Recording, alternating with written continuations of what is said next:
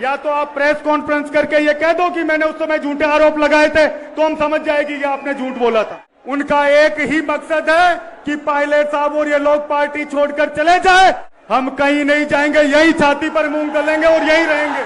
और जब Rajiv Gandhi study circle के लोग ही पेपर में शामिल है, लीक करने में शामिल है, कटारा को किसने नियुक्ति दी, इस बात पर सवाल उठेगा।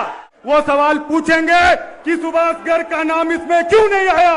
5 साल इस राजस्थान की सड़कों को एक एक घर घर जाकर इन्होंने छाना। 6 महीने बाद चुनाव है, तो आप अभी भी या तो आप प्रेस कॉन्फ्रेंस करके ये कह दो कि मैंने उस समय झूठे आरोप लगाए थे, तो हम समझ जाएगी कि आपने झूठ बोला था। आज कांग्रेस पार्टी को मजबूत करने की बात करते हैं और हर मंच पर निशाना होते हैं आदरणीय पायलट साहब और हम लोग जो लोग बैठे हैं।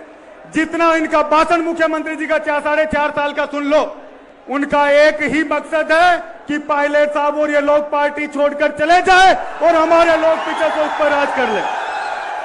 साथियों, ये कांग्रेस पार्टी हमारे पूर्वजों ने खड़ी की है। हमारे दादा परदादाओं ने वोट देकर इस कांग्रेस पार्टी को इतना बनाया है। हम कहीं नहीं जाएंगे, यही छाती पर मूंग दलेंगे और यही रहेंगे। आज हर सुबह उठकर सत्ता में बैठे लोगों का एक सुबह उठते ये सवाल होता है कि आज पायलट साहब क्या कर रहे हैं, क्या अच्छा कांग्रेस के पक्ष में बोल रहे हैं। जाके मंच पर फिर उनके लिए अभद्र भाषा का प्रयोग किया जाता है, और वो भाषा जो हम लोगों ने किसी राजनेता के मुंह से नहीं सुनी। आज जिस मुद्दे को लेकर पायलट साहब निकले हैं, उसको समझने की जरूरत है। पेपर लीक हुआ, किसने पेपर लीक किया? साथियों, पेपर लीक करने वाली संस्था, जिस संस्था को आदरणीय सोनिया गांधी जी ने इस देश को, नौजवानों को अधिकार देने वाले नेता राजीव गांधी जी के नाम से बनाया था, राजीव गांधी स्टडी सर्कल, उसकी शिक्षा में हम लोगों ने यूनिवर्सिटी में उसके कैंपों में भाग लिया है।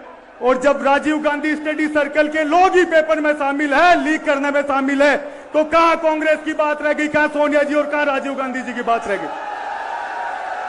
जो दलाल पकड़ा गया उसके घर पे बुलडोजर चला दिया, जैसा पायलट साहब ने कहा, और बात खत्म हो गई। कटारा को किसने नियुक्ति दी, इस बात पर सवाल उठेगा।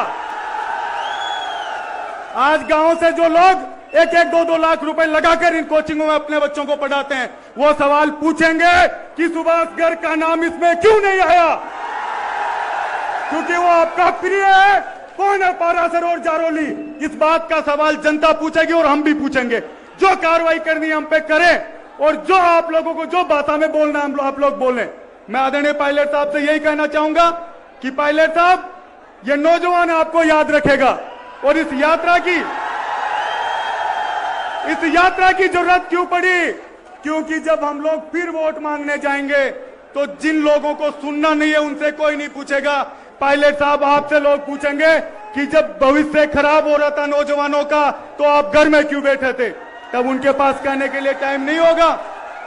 वो नेता जिसकी कहां पढ़ाई हुई, किस परिवार में पैदा हुए, 5 साल इस राजस्थान की सड़कों को एक एक घर घर जाकर इन्होंने छाना, और आज 45 डिग्री टेम्परेचर है, 45 डिग्री, उसमें 5 दिन से यहां आए हैं। इस बात को हम लोगों को याद रखना पड़ेगा। मैं आदरणीय पायलट साहब से यही कहना चाहूंगा कि पायलट साहब, जो लड़ाई आपने शुरू की है वो जिस कीमत पे खत्म हो, हम लोग तैयार हैं। जो कुर्बानी ये लड़ाई आपकी मांगती है, हम लोग तैयार हैं। जो करना है ये कर ले, लेकिन जिन मुद्दों पर आपने बात रखी है उनका जवाब सरकार से आप लोग लेकर रहे। धन्यवाद। राम राम साहब, जय हिंद।